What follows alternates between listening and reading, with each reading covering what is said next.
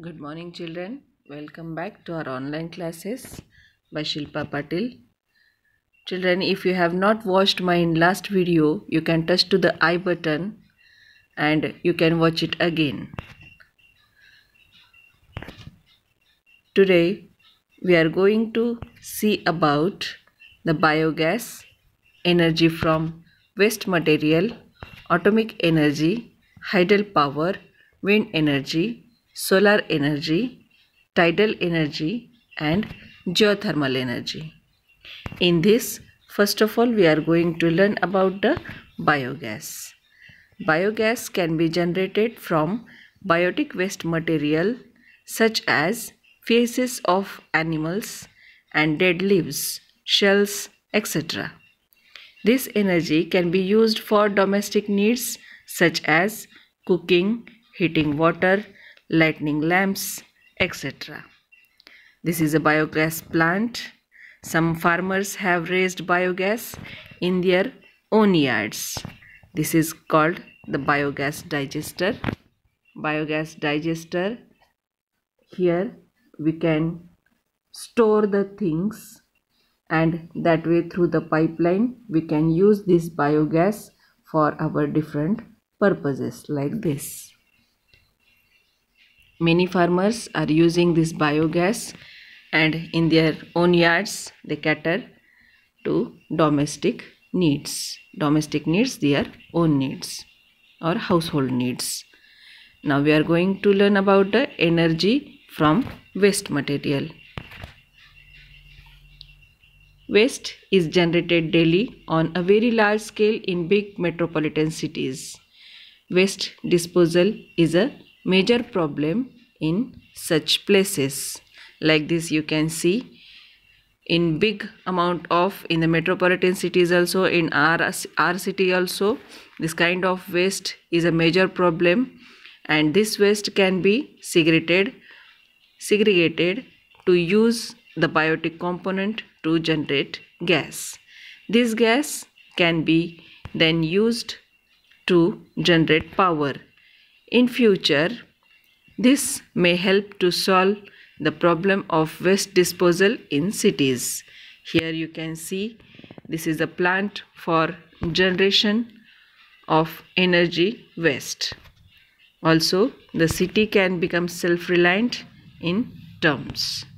Now we are going to learn about the atomic energy. Splitting of the atoms of minerals like uranium and thorium can be used for power generation. This is the uranium you can see, and this is the thorium. These both are used for this project or for this atomic energy. In this process, using very small quantities of minerals, energy can be generated on a very large scale. Only a few countries in the world like India, USA, Russia, France, Japan, etc. Do you know, children, as in the atomic energy, nowadays electricity can be transmitted up to a distance of 800 km from the power generation centers without any transmission loss. Beyond this distance, it cannot be transmitted without loss. The power obtained from 1 kg uranium, as I told you, show you the uranium and thorium. In that uranium, 1 kg uranium is equivalent to the power obtained from 10,000 tons of coal.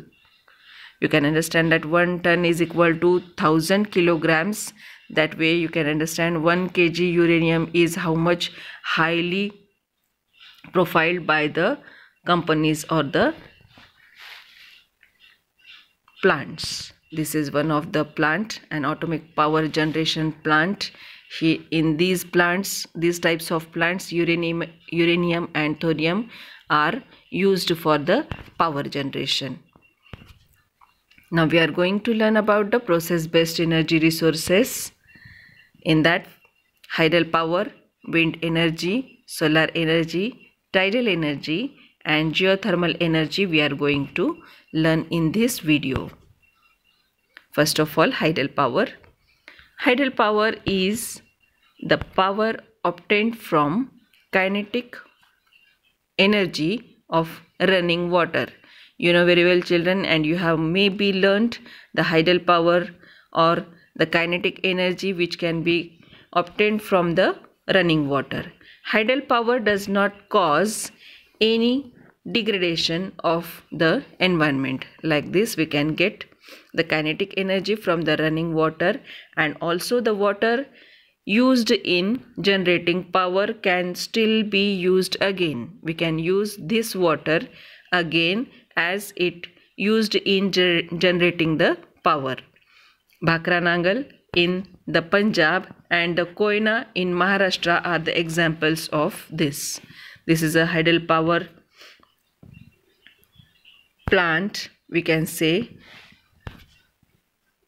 Now we are going to learn about the wind energy. Man has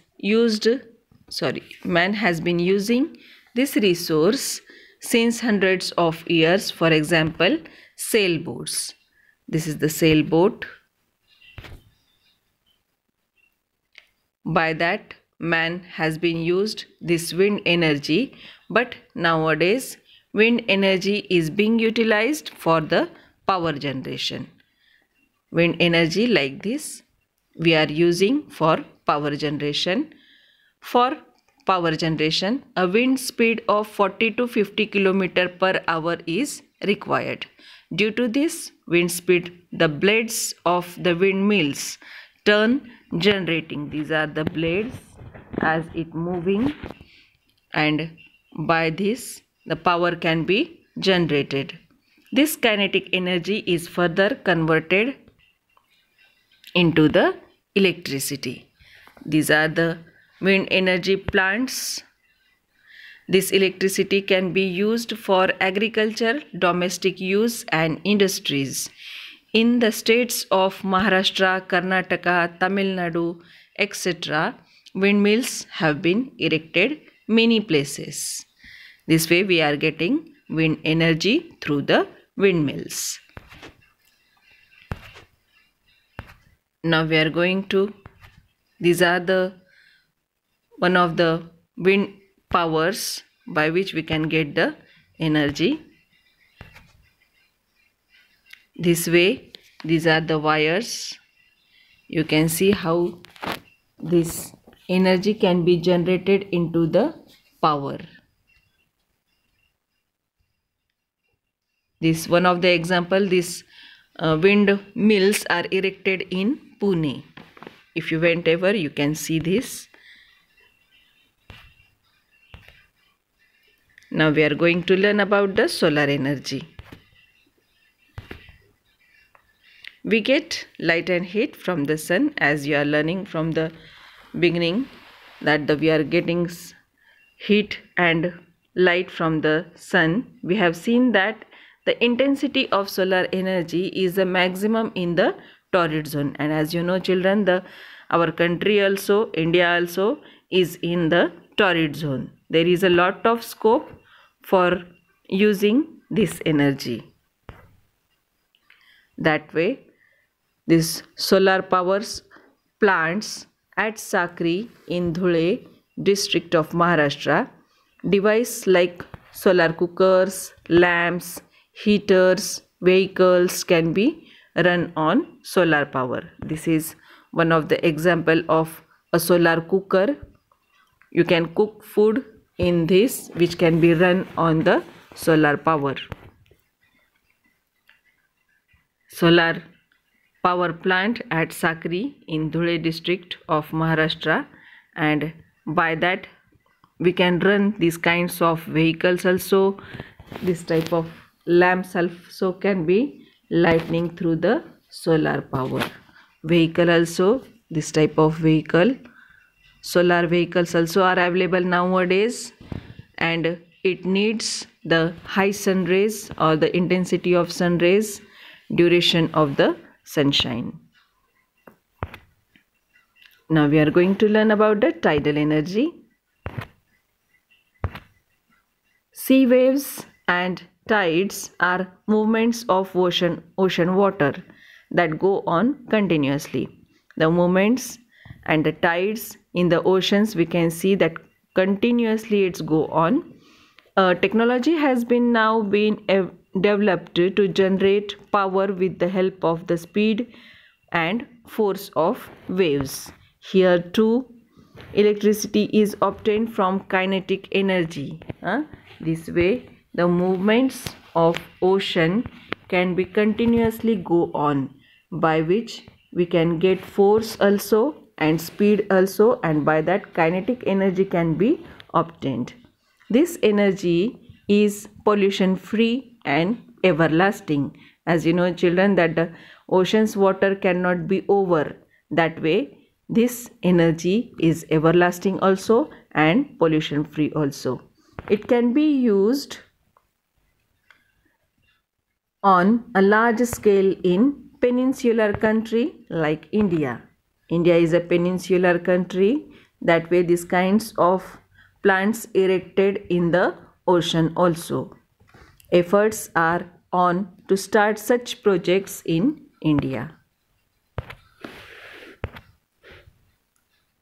Now we are going to learn about the geothermal energy. Hot water springs have always been an object of curiosity for man. They can be at Unabdev, Vajreshwari, Manikaran, etc. Here you can see the hot water springs.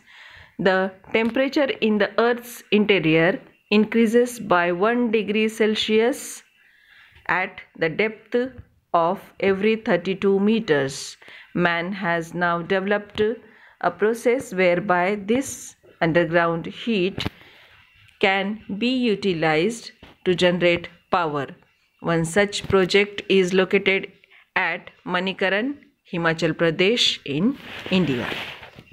Here this kind of hot water spring or the geothermal power generation center you can see here. It is of Unabdev in Himachal Pradesh, a geothermal power generation center. All the above energy resources are abiotic. They cause minimum pollution.